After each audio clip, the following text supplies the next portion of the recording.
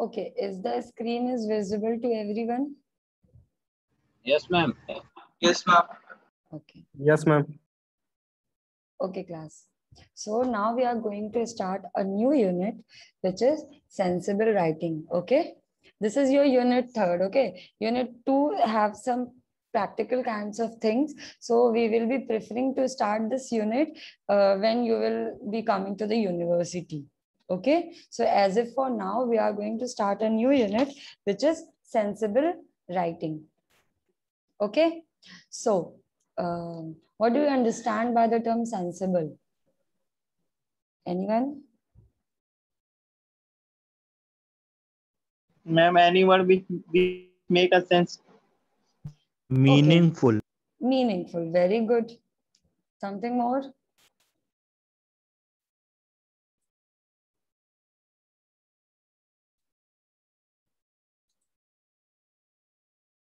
Okay, sensible means anything which makes sense, है ना? जिसका कोई sense बनता हो, जिसका कोई practicality बनती हो, जिसको हम use कर सके. मतलब anything which is unnecessary, don't have any sense is actually nonsense, है ना? So sensible writing is all about writing sensibly. You will be very shocking to know that whatever we write, 80% of our writing is unsensible. Exactly. It is very important aspect. It is very important part that we should be able to write correctly and sensibly. Otherwise, it won't make any sense. Exams के time पे आप लोग अपने examination देते हो. You won't believe कि आपके 40 पन्नों में से you made hardly 3 or 5 pages sensible. Rest everything you write vague. So we would not prefer writing vague. Vague means unauthenticated, means writing anything which don't makes any sense. Okay, so it is very important to write correctly and sensibly. और वो हम कैसे कर सकते हैं? हमें अपने ideas को डेवलप करना चाहिए. जब हम लिखने से पहले अपने आइडियाज की ब्रॉड हम लोगों को ब्रेन स्टॉर्मिंग करनी चाहिए. Whatever we are writing, just collect all the fact, data, statistics, put your arguments logically. आप जो भी बोल रहे हो उसको आप बिल्कुल लॉजिकली रखो. रैशनल बातें पे, रैशनल चीजों पे बातें करो. इरैशनल वर्ड्स का ना यूज करें आप. आपके जो डेटाज हैं वो ट्रू होने चाहिए. जैसे क्या होता है कि व्हाट्सएप पे व्हाट हैपन, व्हाट्सएप पे लोग फेक सा वीडियो भेजेंगे, फेक से स्टेटमेंट्स भेजेंगे और हम लोग उसको फॉलो करने लगते हैं. राइट? होता है ऐसा? बताइए. Yes, ma'am. है ना? बट क्या सारी चीजें जो व्हाट्सएप पे आती हैं वो सही होती हैं? नहीं सही होती है. No, क्यों? ma'am. वो सही नहीं होती हैं. क्यों? वाई? बिकॉज उनका कोई सपोर्टिंग डेटा नहीं होता है, उसका कहीं रिकॉर्ड नहीं होता है, वो इन्फॉर्मेशन ऑथेंटिकेटेड नहीं होती है. जो जिसके जीन में आता है वो वही लिख देता है. सो ये सारी चीजें क्या होती है? नॉनसेंस राइटिंग होती है. And we as a youth are so much influenced by any kind of writing without thinking it that is it practically possible to follow these things. नहीं, हम ये सोचते नहीं है, हम इंस्टेंटली उसको फॉलो कर लेते हैं. ओके, सो सेंसिबल राइटिंग का मतलब होता है कि sensibly right. whatever you are writing that should make some kind of sense. it is very important. आप जो भी लिख रहे हो, आप जब उस चीज को फॉलो करो तो वो एक्चुअली पॉजिटिव रिजल्ट लेके आए, वरना वो कोई ना कोई रिजल्ट दे. आप जिसके सामने उसको प्रेजेंट कर रहे हो वो पर्सन उसको समझे. The idea should be practical and followable. It is not कि आप कुछ भी बोल दो. Okay, now moving further is we are having techniques to write sensibly. Okay, कोई एक बच्चा रीड करेगा and one by one we are going to see how we can write sensibly. What are the techniques? If we will follow these techniques, then we will be able to write sensibly. Okay, who is going to read? चलो अनिकेत आप read करो बच्चे. Techniques to write sensibly. Understand the given task completely. Read each keyword cautiously. Identity connotations of words and decipher any underlying interpretations and ideologies. Read multiple sources of information. Read it whole. Read multiple sources of information on the given task. Be aware that most issues have different and sometimes conflicting perspectives. Be clear about your perspectives by verifying the authenticity of information. Okay, very good. Okay, so now we are going to discuss what are the techniques which made to us write sensibly. Okay, the very first technique, if you will follow this, so it makes to write a sensible sentence. First one is understand a given task completely. Okay, this will also be helpful while writing in your examination. Why I am saying this? Because whenever in our examination any question is given to us, irrespective of thinking about that question, irrespective of doing brainstorming about that question, we instantly started to write anything, है ना. हम सोचते नहीं है उस question में पूछा क्या गया है, हम उसको ध्यान से पढ़ते नहीं है, हम बस उसको लिखना चालू कर देते हैं, है ना. तो कभी भी लिखने के पहले आपका पर्पस क्या है लिखने का, है ना. हो सकता है कि आप एग्जामिनेशन में नहीं लिख रहे हो सकता है आप ऐसे राइटिंग कर रहे हो, लेटर राइटिंग कर रहे हो, आप किसी स्पीच कंपटीशन के लिए लिख रहे हैं, आप कोई प्रेजेंटेशन बना रहे हैं उसमें आप लिख रहे हैं, है ना. तो आपका पर्पस क्लियर होना चाहिए कि why you are writing. If you are writing anything then your purpose must be clear why you are writing. Okay, next is read each word cautiously. कोई भी शब्द आप लोग पढ़ें उसको ध्यान से पढ़ना चाहिए, क्योंकि आप जब एक शब्द को ध्यान से पढ़ेंगे और ट्राई कि उसको एक बार नहीं 2 या 3 बार पढ़ना चाहिए. Why I am saying this? Because अगर आप उसको ज्यादा से ज्यादा बार पढ़ेंगे तो आप लोग उसको मीनिंग दे पाएंगे, है ना. हो सकता है कभी कभी क्या होता है कि हम एक बार किसी क्वेश्चन को पढ़ते हैं और फिर हम उस पर रिएक्ट करना चालू कर देते हैं, बट वो एक्चुअली हमें समझ में नहीं आता. लेकिन हम उसको 2 या 3 बार जब पढ़ना चालू करते हैं then we actually started identifying what that actually wants, है ना. तो हर कीवर्ड को, हर शब्द को हमें ध्यान पूर्वक पढ़ना चाहिए. Identify connotations of words. Her word के पीछे कुछ पॉजिटिव और नेगेटिव इमोशंस छिपे होते हैं. हर वर्ड कुछ ना कुछ सिंबलाइज कर रहा होता है, कुछ ना कुछ इंडिकेट कर रहा होता है, कुछ ना कुछ कह रहा होता है. So it is very important कि किसी भी शब्द को पढ़ने से पहले हम उसके पीछे की जितने भी इमोशंस है या जो भी पॉजिटिव नेगेटिव वो जो भी चीजें डिनोट कर रहा है उसको हम अच्छी तरीके से आइडेंटिफाई कर लें. And decipher any underlying interpretations and ideologies. उसमें कोई भी इंटरप्रिटेशन है, आइडियोलॉजीज है, तो उसको हम लोग को पहले ही अंडरलाइनिंग करके उसको मार्क करके थॉरली गो थ्रू करना चाहिए. ओके, एनी डाउट क्लास अभी तक में? No ma'am. Okay, No, ma'am. moving forward, read multiple sources of information on given task. ठीक, अब इसका मतलब क्या हुआ? इसका मतलब अगर आप लोगों को मैं साइंटिफिक टर्म में बताऊं तो it is review of literature. ठीक, आप कुछ भी लिख रहे हैं, okay, for example if you are going to write over anything, we can take anything in an example. अगर हमें अपने for example if I'm going to write over environment, ठीक है. अब whatever the things which constitutes an environment, what are the things which are directly indirectly related to our environment, कभी एक source से पढ़ के हमें उस पर अपना व्यू नहीं देना चाहिए. आप हमेशा ज्यादा से ज्यादा बुक्स को प्रेफर करो, ज्यादा से ज्यादा आर्टिकल्स पढ़ो, ज्यादा से ज्यादा चीजें पढ़ो. आप जितनी ज्यादा चीजें, जितनी ज्यादा आर्टिकल्स, जितने ज्यादा थ्योरी उससे रिलेटेड पढ़ोगे आप अपने पर्सपेक्टिव को उतना ब्रॉडर कर पाएंगे, राइट. इसीलिए क्यों हम लोग आपको नोट्स भी देते हैं, बुक भी प्रेफर करने को कहते हैं. क्यों? वाई? बिकॉज एक नोट्स या एक इंफॉर्मेशन से जब आप पढ़ोगे तो it is not very relevant कि आप हमेशा ही कोई रेलेवेंट राइटिंग या रेलेवेंट इंफॉर्मेशन को ड्रॉ कर पाओ. So it is always recommendable कि आप बहुत सारे सोर्सेस को पढ़ें, तब उसके बाद आप अपनी इंफॉर्मेशन या जो आपको लिखना है उसको आप शुरुआत करें.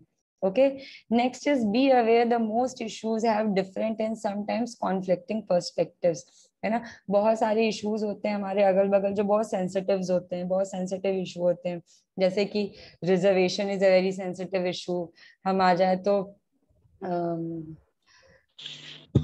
एनी काइंड ऑफ क्राइम, और या फिर किसी चीज को डिस्क्राइब करना, या पॉलिटिकल व्यूज ले लें, तो ये क्या होता है कि हर पर्सन का यहाँ पे इंडिविजुअल पॉइंट ऑफ व्यू होता है ना। तो अगर कोई भी सेंसिटिव इश्यूज हैं और इस पे अगर हम लोग लिख रहे हैं, तो हमें थोड़ा सा अवेयरनेस हो जानी चाहिए।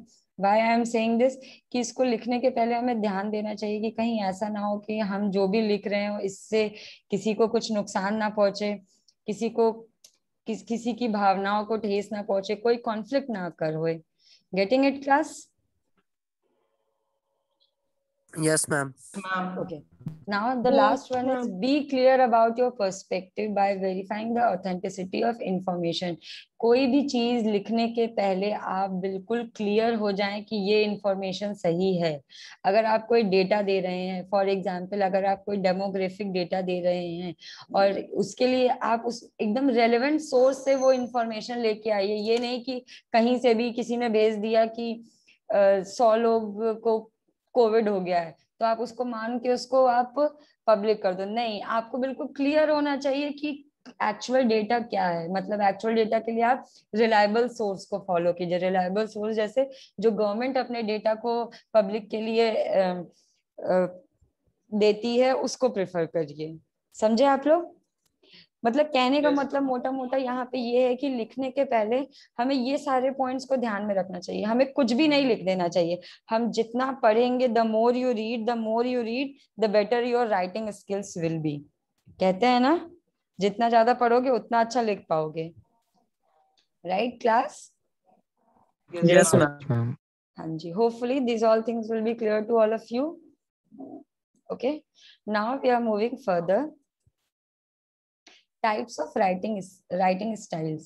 Okay, there are many kinds of writing style, but mainly the type of writing which we have to discuss are 4: expository writing, descriptive writing, persuasive writing, and narrative writing. Okay, each of these writings are having specific purpose. Means descriptive writing, we only write in descriptive style when we are having a specific purpose, when we actually are describing something. Persuasive is also kind of that only. Narratives also means सबका सब सारी writing styles को use करने के पीछे उनका कोई ना कोई मकसद होता है, कोई पर्सपेक्टिव, कोई पर्पस होता है। ओके, ये भी हो सकता है कि अगर जो भी कुछ मैं लिख रही हूँ मैं एक से ज्यादा राइटिंग स्टाइल को प्रेफर करूँ। राइट, ऐसा तो है नहीं कि मैं एक ही राइटिंग स्टाइल से अपने पूरे जितनी भी मेरी कंटेंट है उस पर मैं सारा कुछ इंक्लूड कर लूँ। नहीं, we can use multiple writing styles in a same content. Okay, now one by one we are going to discuss each and every writing styles thoroughly. Okay, so the very first writing style is expository. Okay, who is going to read this? Ma'am, may I? Who is this? Ma'am, Danish. Okay, bacha. Go ahead. Expository writing is one of the most common types of writing. When an author writes in an expository style, all they are trying to do is explain a concept, imparting information from themselves to a wider audience. Expository writing does not include the author's opinions, but focuses on accepted facts about a topic, including statistics or other evidence. Okay, go ahead. Examples of expository writing: textbooks, how-to articles, recipes, news stories, non-editorials or op-eds, business, technical or scientific writing. Okay, very good. Okay, so the very first type of writing style which we are going to discuss is expository writing. Okay, this is one of the most common type of writing. Why? Because most of the content which we go through, जो हम देखते हैं, जो हम लिखते हैं, जो हम पढ़ते हैं, they all are expository only. Okay, इसीलिए ये one of the most common type of writing होती है. And what we do in this kind of writing is, मतलब जो भी ऑथर होता है वो कुछ नया कंसेप्ट डेवलप नहीं कर रहा होता है। वो जो भी एक्सेप्टेड थॉट्स होते हैं, एक्सेप्टेड इंफॉर्मेशंस होती है, उन्हीं को वो पब्लिश करता है। जैसे कि इफ मैं कोई थ्योरी ही दे रही हूँ तो उस थ्योरी को प्रूव करने के लिए I have already given a experiment, right ऐसा नहीं है कि मैं अपने से ही कुछ बोल दे रही हूँ। मैं जो भी थ्योरी दूंगी, मैं जो भी कंटेंट लिखूंगी, वो पहले से ही वैलिडिफाई है, वो पहले से ही प्रूवन है। ओके जैसे कि यहाँ पे कुछ एग्जांपल्स दिए हैं। टेक्स्ट बुक, आपकी टेक्स्ट बुक में फॉर एग्जांपल आप लोग कंप्यूटर साइंस रिलेटेड बुक्स पढ़ते हो। ओके तो जो भी आप लोग सॉफ्टवेयर्स पढ़ते हैं या जो भी आप लोग प्रोग्रामिंग पढ़ते हैं, ऐसा तो है नहीं कि राइटर्स ने उसको अपने मन से दे रखा है, नहीं राइट वो सारा पहले से ही ऑथेंटिकेटेड प्रूव है। जो प्रोग्रामिंग है उसको अगर आप प्रैक्टिकली यूज करोगे तो वो वर्क करेगी। Right class? Yes, ma'am. Yes, ma'am. है ना? तो एक्सपोजिटरी राइटिंग इसीलिए एविडेंस बेस होती है, इसीलिए फैक्ट बेस होती है, डेटा बेस होती है, इंफॉर्मेशन बेस होती है, हमें पहले से पता होती है। न्यूज जो आती है, हमें न्यूज चैनल पे जो न्यूज़ दिखाई जाती हैं, वो न्यूज क्या न्यूज चैनल वाले अपने मन से दिखाते हैं कि वो भी एक्चुअली में वो फैक्ट होते हैं, एक्चुअली में वो कोई इंफॉर्मेशन या वो कोई इंसिडेंस होता है जो हो चुका होता है या हो रहा होता है। Right Yes, ma'am. है ना? रेसिपीज होती हैं, आर्टिकल्स होते हैं, एडिटोरियल्स होते हैं, नॉन एडिटोरियल्स होते हैं, साइंटिफिक राइटिंग्स होती हैं। ये पहले से ही हेंस प्रूवेंस होते हैं बिकॉज इनके पीछे एविडेंस होता है, स्टैटिक्स होते हैं जो ये सारी इंफॉर्मेशन को सपोर्ट कर रहे होते हैं, ये सारे डेटाज होते हैं जो जो भी ऑथर ने राइट किया होता है उन सबको सपोर्ट करते हैं। क्लियर? Yes, ma'am. ओके इतने में किसी को doubt class? Anyone? Ma'am, what No, are ma'am. opiates? Sorry class मुझे आपकी आवाज नहीं आ रही है बेटा। Ma'am, what are opiates? Open and end. Okay, that is an abbreviation, short form. Okay. Okay, ma'am. Thank you, ma'am. Okay, anyone else? Ma'am ये line ma'am, writing does not include the author opinion. हाँ बेटा author opinion, author opinion का मतलब यहाँ पे यही है कि देखिए मैंने आपको बताया कि यहाँ पे ऑथर जो भी लिख रहा है उस चीज का कोई प्रूफ है, उस चीज को सपोर्ट करने के लिए कोई डेटा है, कोई इंफॉर्मेशन है ना? जैसे कि हम बताते हैं कि अगर मैंने एक बुक पब्लिश की, it's about population of India, है ना? अब मैं इंडिया की पॉपुलेशन को वहां पे एक्सप्लेन कर रही हूँ। अब इंडिया की पॉपुलेशन को एक्सप्लेन करने के लिए गवर्नमेंट जो अपना डेटा देती है, सेंसस, किसी को पता है सेंसस क्या होता है? What is census?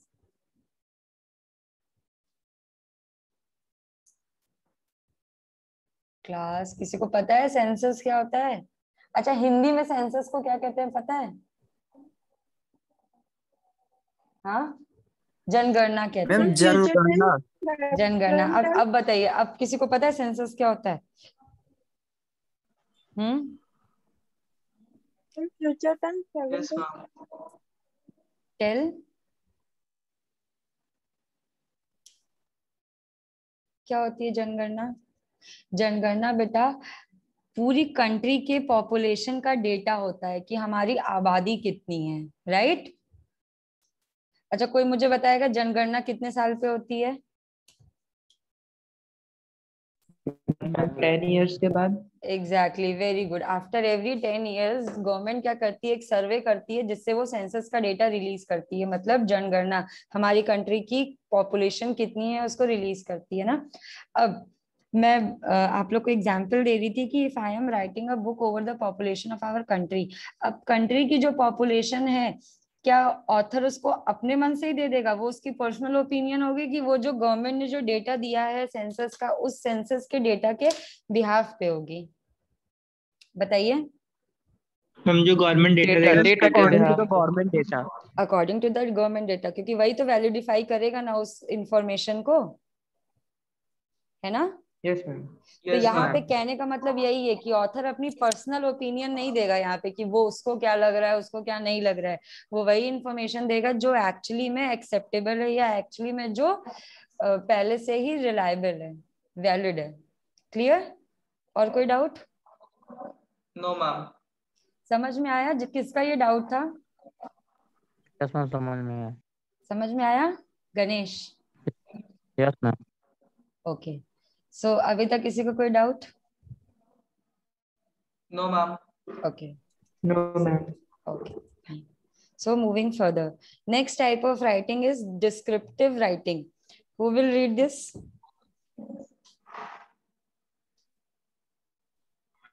Ma'am, may I?